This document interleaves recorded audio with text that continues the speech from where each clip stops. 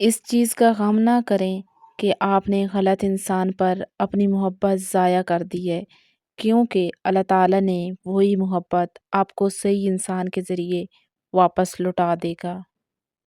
امانت صرف چیزوں کی نہیں ہوتی، امانت راز کی بھی ہوتی ہے۔ اگر کوئی اپنے جذبات، احساسات بیان کرے تو اس میں کبھی بھی خیانت نہ کریں۔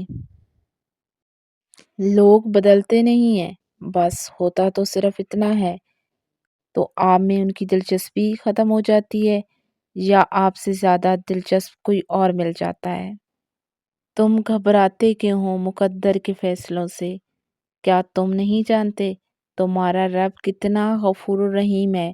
اگر وہ دن کو رات اور رات کو دن کرنے پر قادر ہے تو کیا وہ تمہاری تڑپ دیکھ کر تقدیر کے فیصلے بدل نہیں سکتا؟ لوگ آپ کو قبول نہیں کرتے تو بھی مایوس نہیں ہونا، کیونکہ لوگ اکثر وہ چیزیں چھوڑ دیتے ہیں جن کی قیمت وہ دے نہیں سکتے۔ جس نے نبھانا ہوتا ہے وہ ہزار غلطیوں پر بھی معاف کر دیتا ہے، اور جس نے نہیں نبھانی ہوتی وہ ایک غلطی کو ہی بہانہ بنا کر آپ کو چھوڑ دیتا ہے۔ ماں سے کبھی حساب مت کرنا، ورنہ تم پر رزق کے سارے دروازے بند کر دیے جائیں گے۔ رشتے احساس سے بنتے ہیں، رنگ، نسل اور چال دیکھ کر تو جانور خریدے جاتے ہیں۔